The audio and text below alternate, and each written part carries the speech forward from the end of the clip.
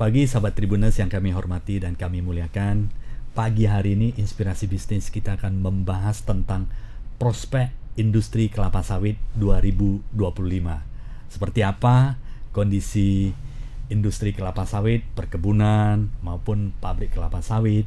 Tentunya kita akan diskusi banyak bersama pakar dan ahlinya, Bapak Usli Sarsi. Beliau adalah CEO Mahkota Group Tbk dan sekaligus Wakil Ketua Bidang Perkebunan dan Pertanian Asosiasi Pengusaha Indonesia Sumatera Utara. Saya sapa dulu Pak Usli. Apa kabarnya Pak Usli? Kabar baik, terima kasih Sindiet sudah diundang ke studio Ya, Tribun.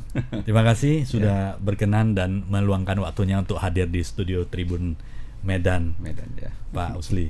Ya. Dan sahabat Tribuners, bersama Pak Usli kita setiap tahun ada mengundang Pak Usli untuk sharing mengenai industri kelapa sawit untuk tahun berikutnya seperti apa, persiapan-persiapan apa saja yang harus dilakukan, dan kemudian perbaikan-perbaikan apa saja harus dilakukan. Tentunya harapan kita adalah industri kelapa sawit kedepannya semakin cerah, baik, berkembang, masyarakat semakin makmur karena adanya industri kelapa sawit di Indonesia. Pak Usli, kalau kita melihat industri kelapa sawit tahun depan 2025 setelah terpilihnya dan pelantikan Presiden baru Bapak Prabowo Subianto, ini seperti apa? Kalau kita melihat industri dari ada dua ya Pak ya, dari pabrik kelapa sawit dan dari sisi perkebunan. Kita mulai dari pabrik kelapa sawit. Untuk 2025 seperti apa keadaannya? Ya, terima kasih Pak Sindiet. Ini kita seperti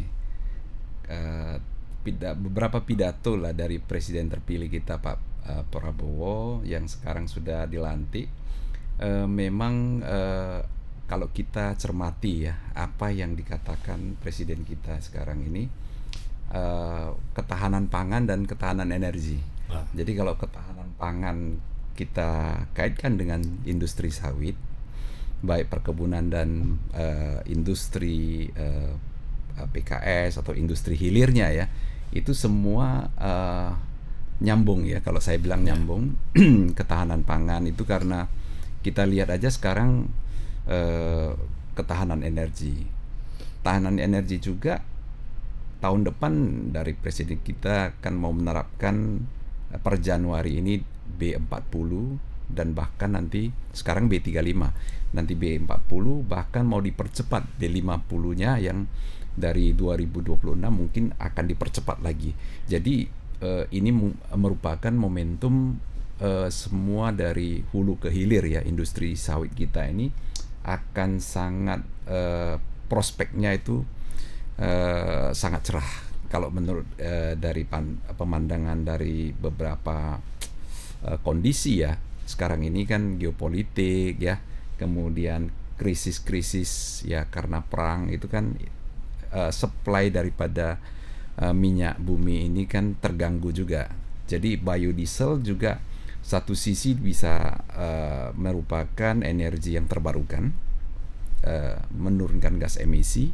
Satu sisi juga bisa karena minyak bumi sangat tinggi nanti, ini akan bisa mereplace ya, menggantikan minyak bumi, walaupun tidak begitu bisa menggantikan banyak, tapi itu sudah cukup untuk penyerapan daripada minyak sawit kita di luar negeri.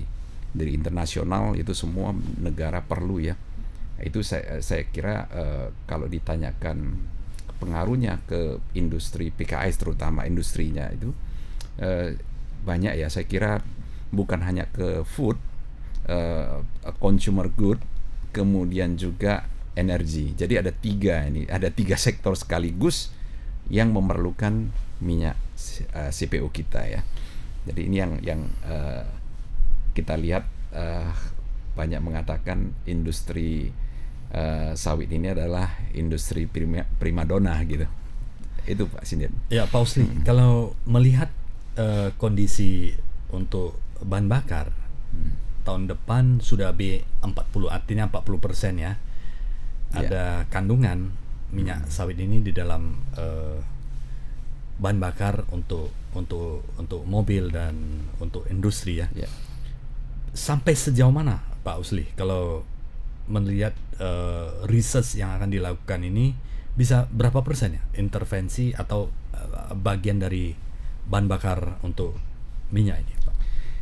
Kalau sekarang ini kan kita pada saat sekarang ini B35 saja sudah menyerap 9 juta ton ya kiloliter daripada CPO kita, produksi kita semuanya kan ada sekitar 49 juta ton ya.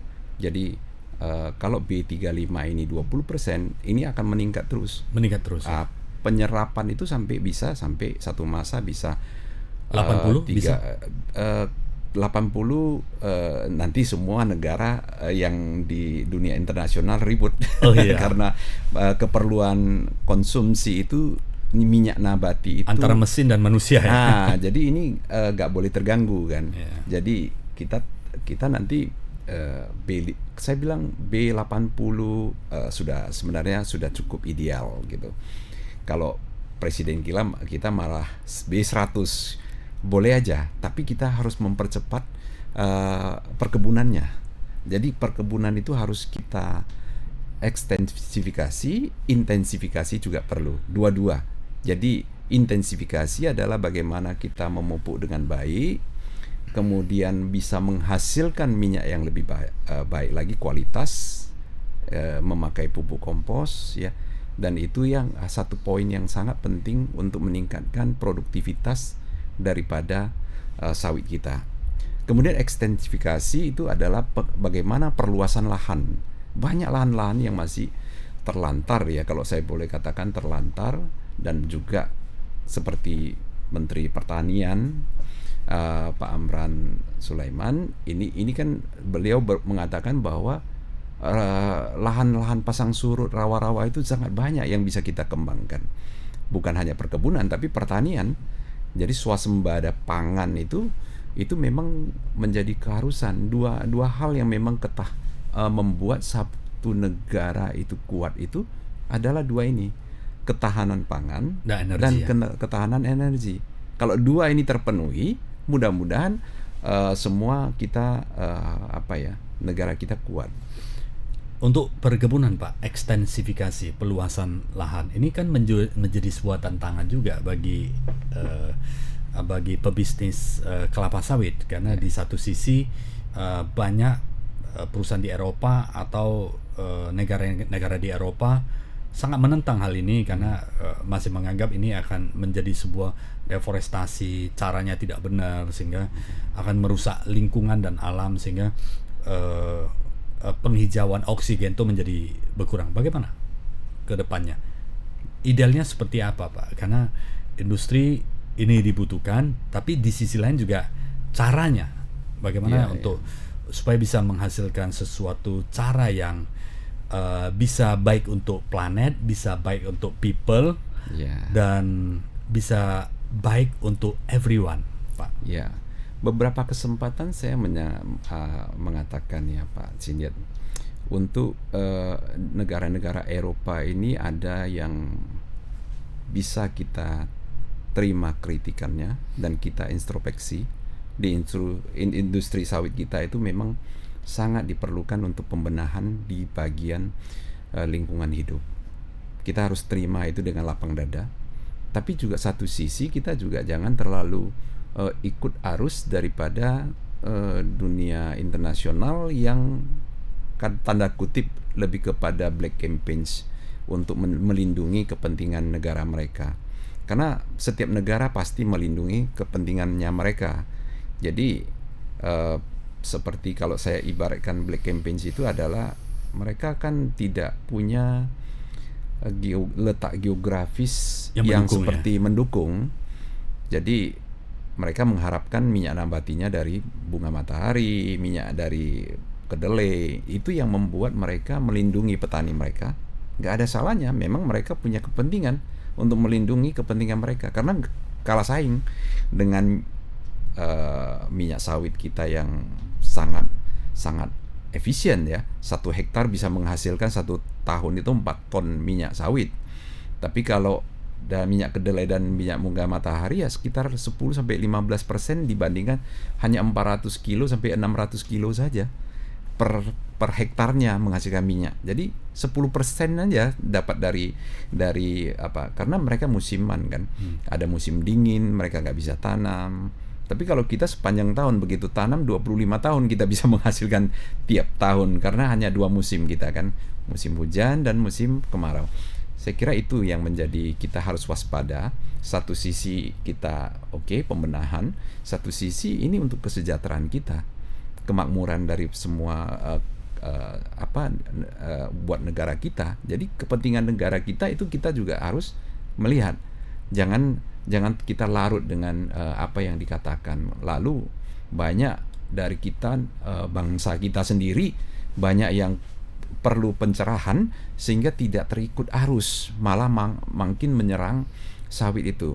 Itu yang kita sering mengatakan di beberapa forum. Itu Pak Sindian. Termasuk banyak mendengar ya, Pak Usli ya, sebagai wakil ketua di bidang perkebunan dan pertanian, tentunya banyak menerima insight, masukan dari para pebisnis kelapa sawit ya. Untuk perkebunan bagaimana untuk supaya bisa menghasilkan yang bagus ya Pak ya, tentunya ada pemupukan dan pengairan yang bagus. Kalau pengairan sudah ada sistemnya. Pemupukan ini bagaimana Pak? Untuk industri yang perusahaan-perusahaan besar lebih stabil ya. Pemupukan setiap tahun terjadi 2 kali. Tapi kalau untuk di luar industri yang untuk seperti plasma dan yang kebun-kebun masyarakat, kalau harga tidak bagus bisa saja tidak terjadi pemupukan. Ini masih ada pola seperti ini. Ya, ini bagaimana edukasi? Ini Pak Sindian, ini memang harus edukasi ini penting sekali. Seperti forum kita pada siang hari ini kita bisa sharing adalah betapa pentingnya sebuah pohon itu sama dengan manusia.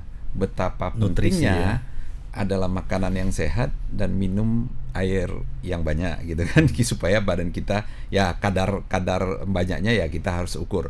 Jadi sehingga tubuh kita bisa sehat. Sama dengan tanaman. Tanaman itu ya kenapa pentingnya irigasi untuk bagaimana hujan itu bisa ditampung, kemudian bisa dialirin di perkebunan, di pertanian gitu kan. Bagaimana supaya di daerah rawa-rawa itu bagaimana dibendung, jangan kerendam, jangan ibaratnya kebanyakan minum atau nggak ada minum sama sekali. Pada musim kemarau banyak yang kekeringan. Jadi itu yang harus kita perhatikan. Kemudian nutrisi, ya makanan nutrisi itu juga banyak sekarang.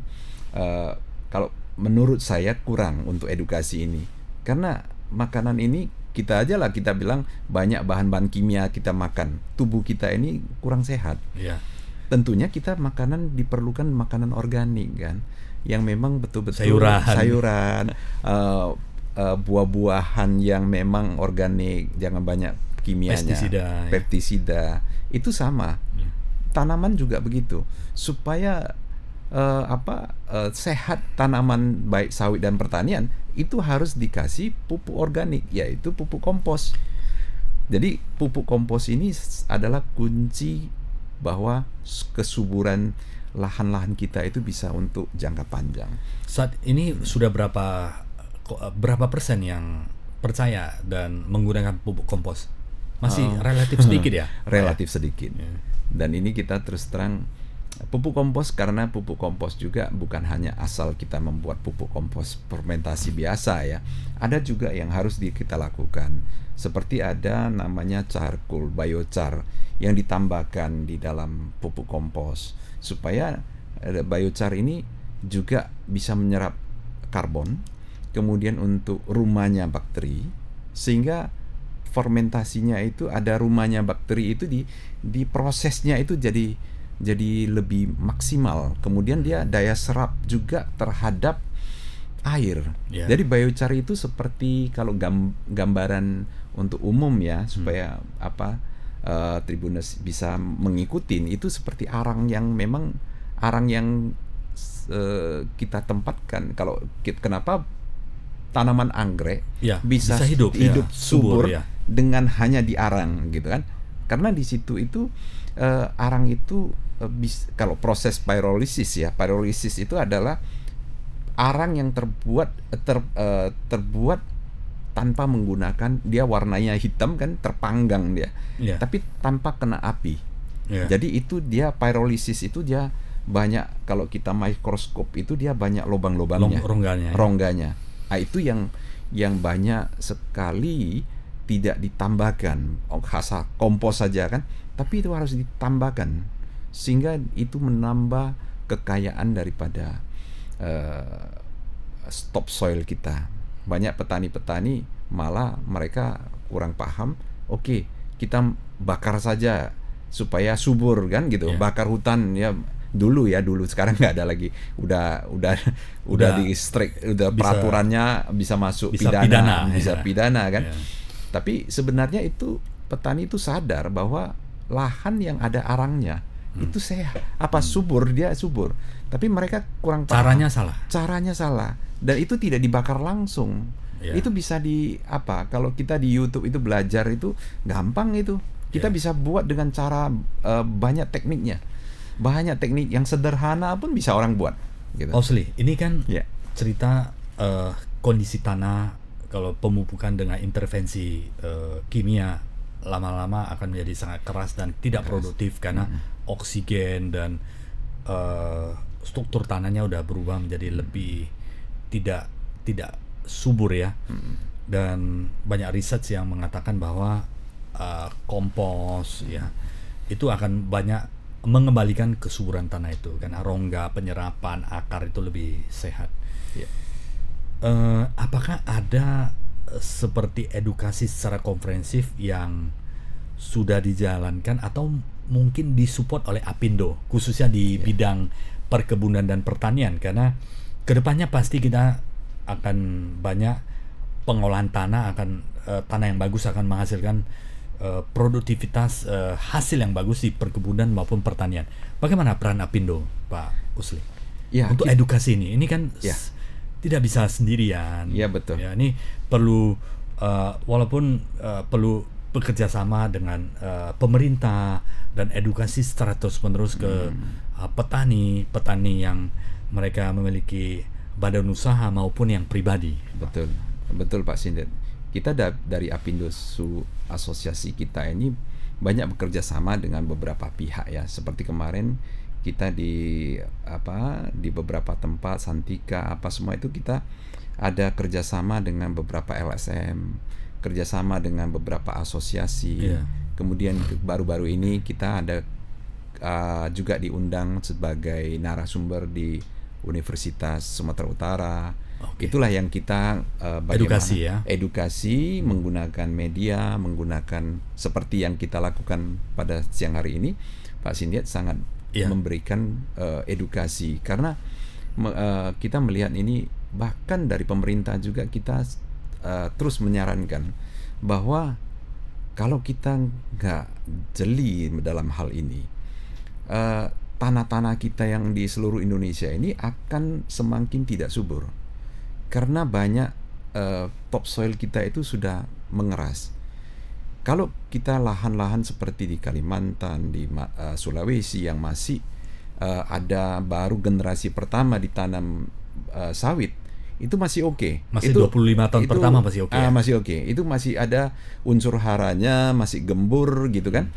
Tapi kalau seperti di Sumatera yang banyak udah perkebunan yang sudah generasi kedua, ketiga, ini tanahnya sudah mulai mengeras.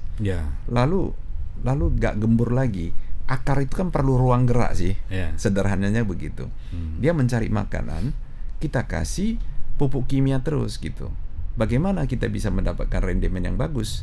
Bagaimana kita bisa mendapatkan hasil yang bagus, quantity dan quality? Mungkin short term akan menghasilkan, tapi for the long term karena sudah terjadi kerusakan topsoil itu akan menjadi pengaruh yang signifikan ya Pak. Karena kandungan 3-MPD yang di dalam seperti di senyawa-senyawa yang itu di luar negeri itu di Eropa itu menolak. Apa yang kita hasilkan itu mereka tolak. Itu karena nggak sehat buat tubuh konsumsi.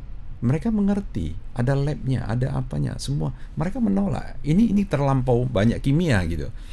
Dan kita sebagai pengusaha yang bergerak di bidang sawit ini, malah kita mengajak teman-teman kita yang bergerak di bidang sawit ini, ayo perkebunan, pertanian, semua, ayo kita rame-rame memulai dan merubah cara kita untuk memberikan nutrisi pada tanaman kita, ya kan, ke topsoil kita harus gembur dan alami. Ya, tidak untuk menuju ke ideal itu kita sadarin tidak instan. Mungkin kita pelan-pelan kita kurangi. Seperti 70%, jadi 30% yang masih pupuk kimia. Pelan-pelan menjadi 20%. Lama-lama kita sudah subur semua. Yeah. Dan itu kalau kita udah bagus, alami, dan hiduplah serangga-serangga yang memang sudah itu gak perlu di pestisida, itu semua sudah akan terjadi sebuah namanya siklus yang memang alami, gitu. Ya. Kembali kepada yang alami benar. Dan itu kita nggak hemat, banyak sekali kita hemat pestisida, hemat dia punya pupuk kimia yang sekarang apalagi datang dari Rusia ya, banyak ya. Logistiknya aja kita lihat dari sana kirim sampai sini kan. Itu kan selain mahal ya, kemarin mahalnya minta ampun, udah belasan ribu per kilo kan, sekarang udah turun. Lalu pemerintah juga, kita udah standby untuk mensubsidi, pupuk subsidi, tapi penyerapannya juga kurang katanya kan. Yeah. Karena petani-petani kan merasa masih mahal gitu. Yeah. Sekarang ini kan masih mahal, walaupun disubsidi sama pemerintah masih mahal gitu.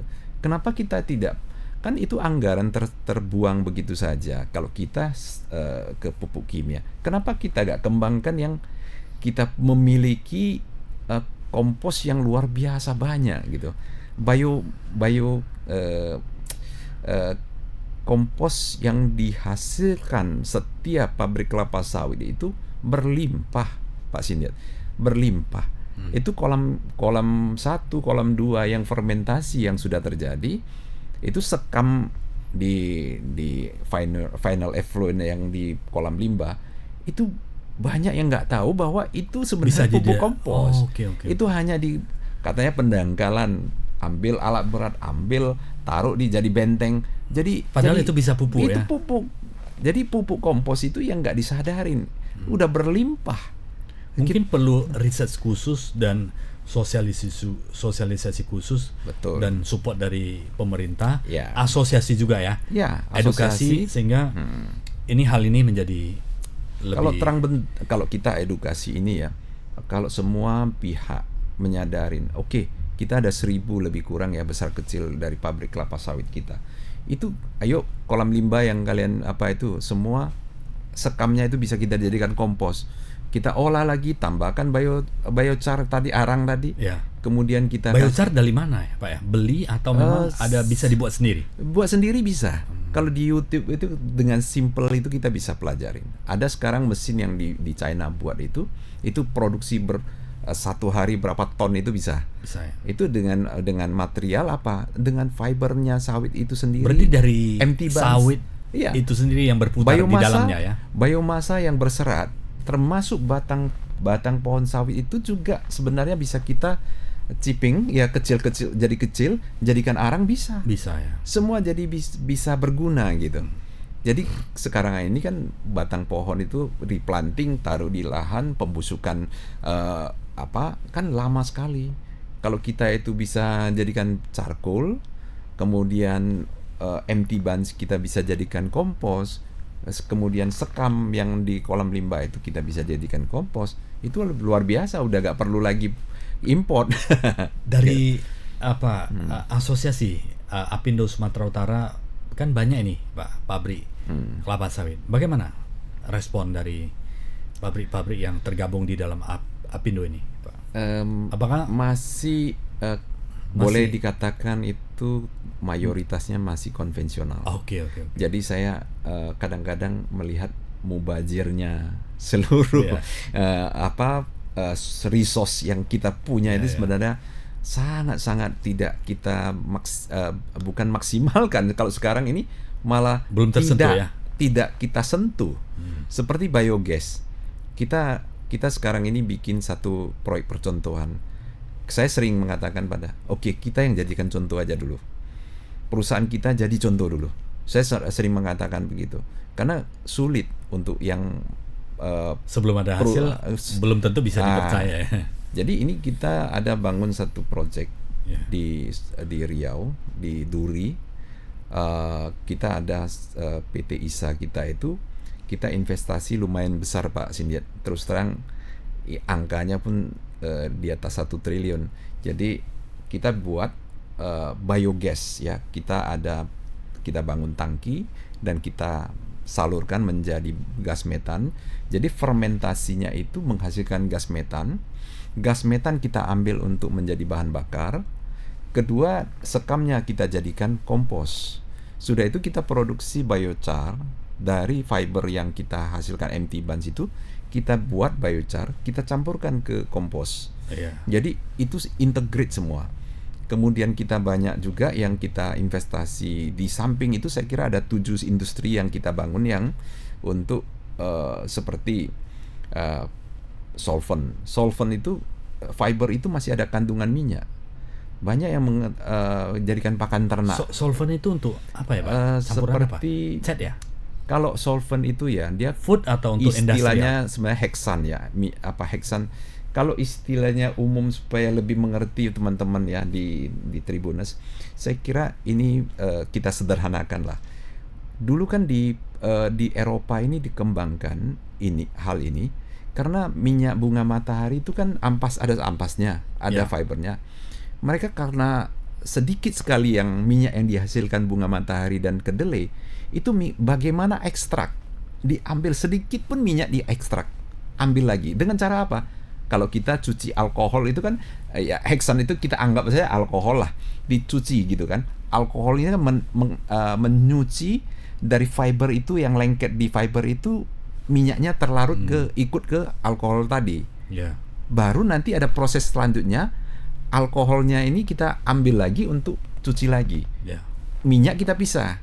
Jadi kita dapat minyak, kita hitung kemarin 1 PKO minyak kernel fibernya yang kemarin tuh masih ada lemak, dikasih pakan ternak saja gitu kan. Tapi kalau itu diekstrak, itu dapat 7% minyak lagi loh.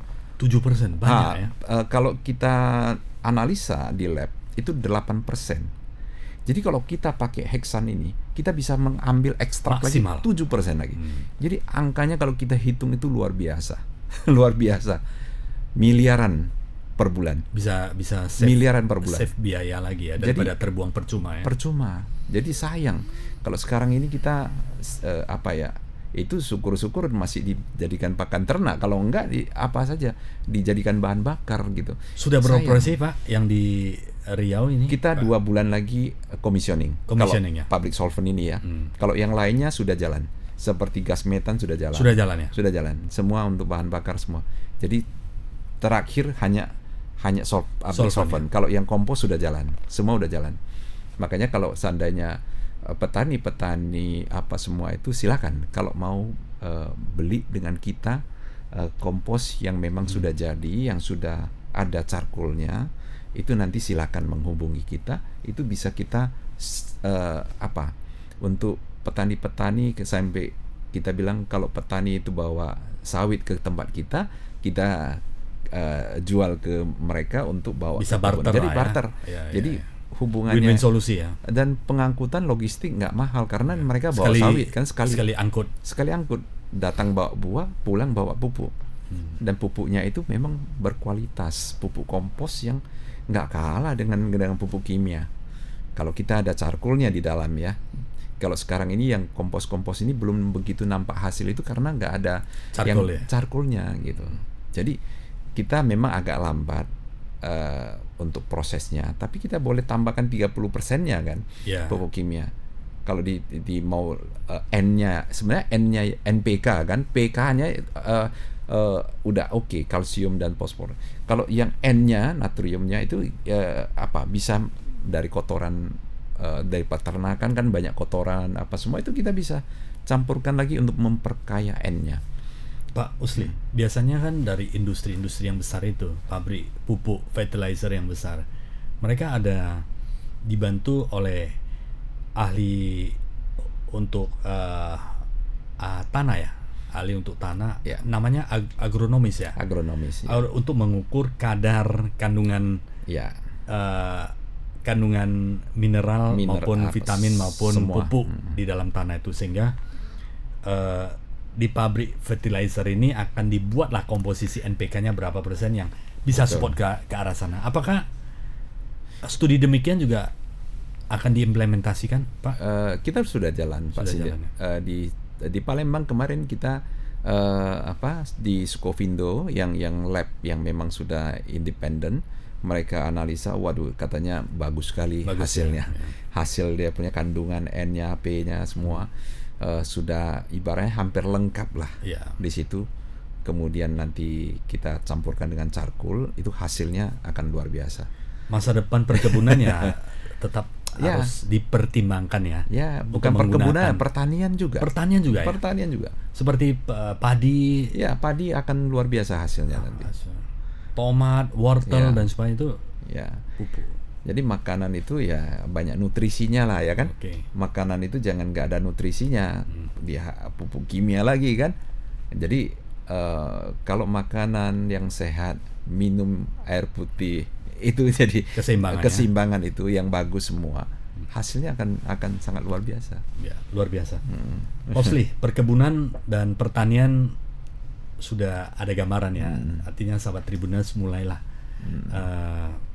memahami menggunakan pupuk organik, karena manfaatnya bagi tanah dan pertanian dan perkebunan itu sangat luar biasa sekali ya ke depannya. Dan tantangannya adalah edukasi ya Pak Usli ya. Iya, iya. Edukasi secara terus-menerus untuk membangun kepercayaan. Dan pabriknya sudah siap untuk mensupport, namun sekali lagi adalah kepercayaan masyarakat untuk mengimplementasikan ini menjadi sebuah tantangan lagi ya. Betul, betul Pak. Untuk perkebunan, untuk pabrik kelapa sawit bagaimana Pak untuk kedepannya? Kalau dilihat dari kebun kan tidak semuanya kebun itu milik perusahaan, tapi ada kebun yang milik petani atau masyarakat, yang dimana sulit untuk namanya petani ya. Kalau harga tidak bagus ya bahkan tidak ada pupuk, bahkan bisa juga menyebabkan kualitasnya menjadi kecil sehingga rendamannya menjadi kecil. Ini kan sangat fluktuatif. Dimana PKS tentunya mengharapkan buah yang bagus, betul, minyaknya cukup banyak. Ini kan sering terjadi tidak seimbang ya. Bagaimana Pak supaya tetap produktif dan menghasilkan? Mitra kita Pak Sindi, mitra kita itu kebanyakan petani-petani. Jadi memang kita ada bentuk tim nanti untuk sosialisasi, memberikan edukasi kepada masyarakat bahwa petani-petani sawit, bahwa ini loh barang kita yang berguna ini bisa dipakai di lahan-lahan. Kemudian nanti kita juga supaya lebih gampang sekali buat para petani itu, nanti kita akan campurkan pupuk kimia langsung menggunakan PLC itu untuk dicampurkan langsung kepada pupuk organik tadi. Jadi sekali tabur itu seperti pupuk biasa saja, dia tabur seperti biasa. Sudah granular. Sudah granul dalam bentuk granul ya. Granul. Yang sudah dipres satu granul. Persis pupuk kimia mereka tabur begitu ya, begitulah. Jadi kita nggak sulit untuk terlalu sosialisasi. Kalau mereka kurang yakin, mereka bisa kita ajak untuk ke perkebun percontohan kita yang di Sumatera Selatan, sudah kita buktikan hasilnya sekarang ini walaupun rawa-rawa itu 2 ton lebih kan, kemarin sampai 3 ton per hektarnya per bulan. Jadi itu luar biasa. Iya, itu nanti kita beberapa pihak juga kita minta supaya bisa kunjungin ke kebun kita menjadi percontohan. Di rawa-rawa itu kan nggak banyak humus ya, nggak banyak unsur hara di situ. Kita yang buat sendiri, kita yang kita tempatkan di rawa-rawa itu hasilnya nggak kalah dengan tanah-tanah mineral yang kelas 1. Kita kan tanah kelas 3 itu. Tapi kita bisa bagaimana teknik kita untuk pemupukan dengan baik, pengairan kita benteng supaya air yang sedikit payau ya, yang ada air asinnya sedikit karena sungai kan. Kita benteng yang bagus, irigasi, ada pintu air, bagaimana manajemen air, dan ya kembali tadi makan dan minum secukupnya, harus sesuai proporsinya, vitaminnya, kualitasnya juga harus bagus ya. Kita lab, unsur haranya, kandungannya semua lengkap. Dan dari daun nanti kita analisa daun lagi, apalagi kurang gitu. Jadi kalau kita ada charcoal, itu sekarang ini kan kalau musim kemarau terlalu panjang, El Nino, semua pada drop, rendemen drop, quantity sudah drop, kualitasnya, rendemennya juga drop. Tapi kalau kita menggunakan itu, cuaca yang kira-kira tidak terlalu ekstrim, hanya El Nino nggak terlalu parah, itu dia masih tumbuh sesuai normal gitu. Dia masih, karena dia kandungan air cukup. Karena bagusnya charcoal itu, arang itu ya, dia pagi kena embun saja dia udah nangkep gitu. Oh, jadi ada karbon yang dikeluarkan dari pohon sawit itu dia nangkep. Jadi untuk dirinya sendiri nanti dia mendapatkan nutrisi. Jadi tanaman itu kalau terhadap cuaca itu kan banyak yang musiman itu terlalu rawan. Kita lihat bunga matahari dan musiman itu El Nino mereka gagal panen semua. Tapi kalau kita di tropis ini, kita dengan cara begitu, kita menjadi lumbung pangan nanti. Yang dikatakan Menteri Pertanian itu benar, bahwa kita akan menjadi lumbung pangan dunia nanti. Karena letak geografis itu memungkinkan gitu. Disupport lagi dengan pupuk organik, maka itu yang saya sampaikan beberapa. Semua akan lebih produktif ya, betul. Baik perkebunan maupun pertanian. Ya, tapi jangan salah, jangan terus pupuk kimia yang terus digaungkan, jangan. Pupuk kimia itu kita tarik 70%-nya, kita ganti jadi kompos. Jadi itu selain kan menurunkan biaya, untuk jangka panjang lahan kita di Indonesia ini tambah subur terus, kita baru menjadi lumbung pangan dunia. Kalau di Afrika nanti kena El Nino, kelaparan seperti kemarin, waktu zaman COVID kemarin, itu kan kita bisa supply, kita berlimpah di sini. Kita bisa supply ke sana. Dengan tanah yang begitu luas. Dengan begitu luas, Sabang sampai Merauke itu mungkin dikumpulin nggak kalah luasnya, lebih besar dari luasnya Eropa lagi ya. Ya, kita bisa ibaratnya kita berlimpah, dan hasil pertanian kita itu banyak kita belum memiliki seperti cold storage yang untuk pendingin supaya bisa disimpan dan bisa diekspor. Industrinya belum kita kembangkan. Banyak yang kita harus kembangkan sehingga kita benar-benar menjadi lumbung pangan dunia. China saja 4 musim mereka mampu mengekspor begitu banyak hasil pertanian. Kalau kita bisa belajar dari Vietnam, belajar dari Thailand, nggak guna heran itu nggak ada hal yang terlalu tabu untuk kita katakan harus kita sendiri. Teknologinya kita belajar. Kita belajar dari negara-negara tetangga yang sudah bagus. Karena luas tanah kita sudah sangat mencukupi. Jadi kalau kita didukung dengan sumber daya alam yang berlimpah. Menarik Pak Usli. Kalau cerita kelapa sawit, mungkin industri yang tidak pernah akan tetap menyala terus, bahkan untuk jangka yang sangat panjang. Dari sisi konsumsi pemerintah dan untuk masyarakat, untuk energi sama pangan sudah menjadi sebuah kebutuhan dasar ya. Industri rumah tangga selalu membutuhkan minyak kelapa sawit untuk kebutuhan sehari-hari, untuk kendaraan. Sampai udah B35, B40 dan bahkan menjadi konsumsi yang sangat besar. Kalau dari industrinya kelapa sawit sebagai pebisnis Pak, untuk memproduksi biofuel ini dijual kepada pemerintah atau bagaimana? Apakah masih banyak investor yang mau ke arah sana? Sekarang biodiesel terus terang industrinya sebenarnya kapasitasnya cukup untuk menjadi bergerak ke B50. Biodiesel yang kapasitas terpasang di Indonesia ini sudah cukup ya. Cuman itu kan harus ada dari Pertamina menyerap, kemudian di kendaraan industri untuk memakai biodiesel ini. Harganya masih bisa kompetitif masih dibanding bisa. dengan bahan bakar yang biasa digunakan. Seperti Presiden kita Pak Prabowo sampaikan bahwa walaupun sekarang kita masih sedikit subsidi ya, karena minyak bumi ini kan naik turun. Begitu dia turun, memang perlu subsidi ya. Kalau dia naik, minyak dunia naik, kita nggak perlu subsidi. Ini minyak sawit kita jadi bagus ya kan, jadi ikut bagus. Jadi sebenarnya kalau dari sisi subsidi ini naik turun, kita anggaplah naik dan turun itu kita anggap sama, karena ada pendapatan negara juga dari ekspor, dari apa, kita kan ada negara mendapatkan benefit ya dari devisa kita. Kemudian dari biodiesel ini, kendaraan ini juga kita yang paling penting menurut saya itu yang tadi, intensifikasi dan ekstensifikasi. Supaya kenapa? Sumbernya Sumbernya di kebunnya. Jadi kalau sekarang itu katakanlah 50 juta ton sekarang, bagaimana bisa memproduksi 1 tahun menjadi 100 juta ton, 2 kali lipat? Itu yang harus dipikirkan. Faktor utamanya kualitas bibit, pupuk, semua, pengairan, cara kerja, semua, teknologi.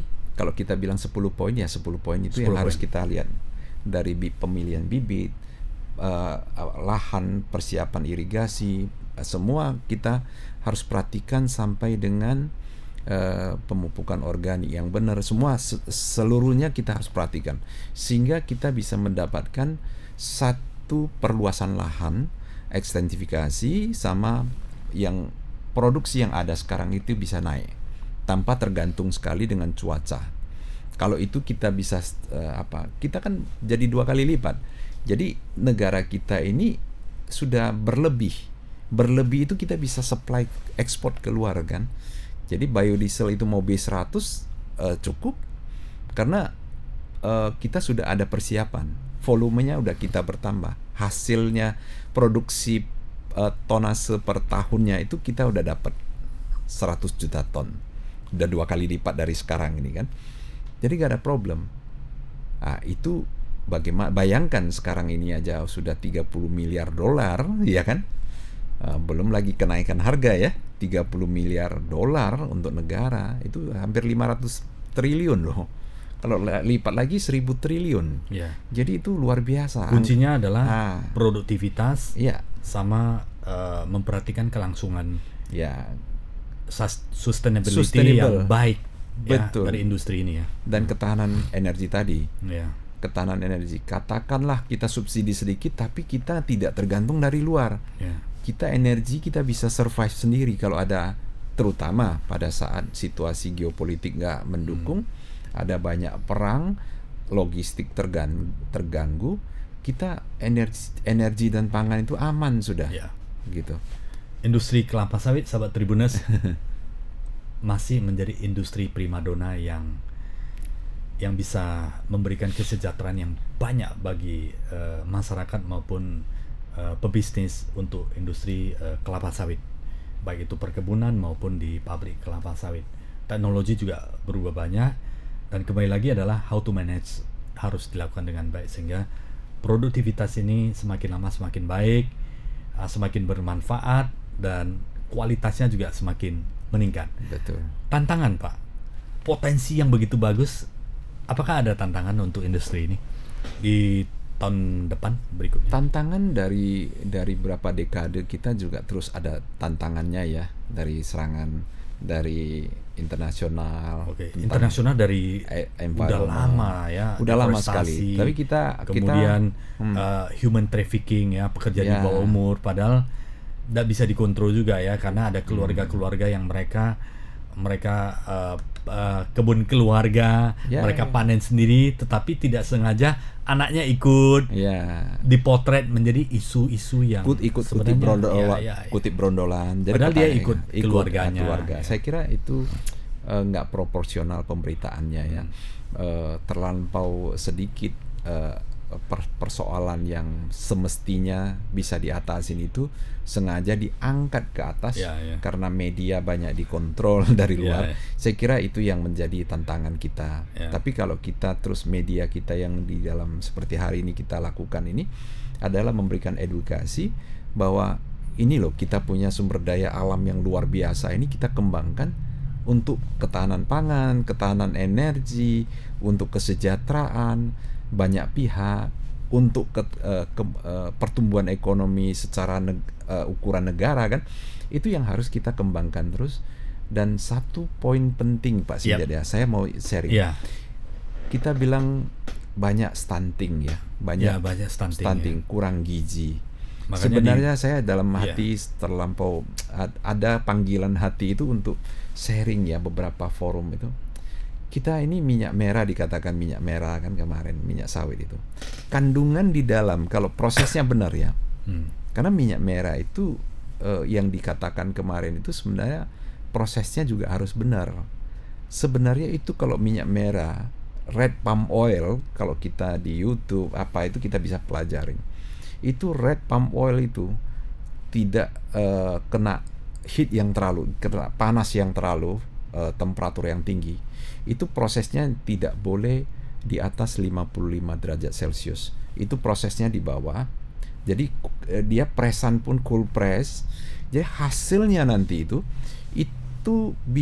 gizinya ya, untuk makanan sama anak-anak itu minyaknya kita nggak usah rebus, nggak udah digoreng itu kan panas sekali ya, 90 derajat. Dan kalau ini tinggal kita siramkan, kalau di ada salad ya, buah itu disiramkan vitaminnya itu mengatasi stunting itu udah cukup Pak Sinjad. Mungkin inilah yang harus diedukasi secara terus menerus sehingga semua pihak bisa mendukung program penurunan stunting di Indonesia dengan makanan bergizi. Indonesia masyarakat akan hidup lebih sehat, lebih pintar, lebih kuat, sehingga kita akan menjadi negara yang sangat kuat menuju Indonesia Emas 100 2045 ya. Baik Pak Osli, tidak terasa ya. udah hampir 1 jam kita diskusi banyak dan nggak terasa. Kalau cerita sawit ini selalu menarik. Masa depannya sangat baik sekali ya.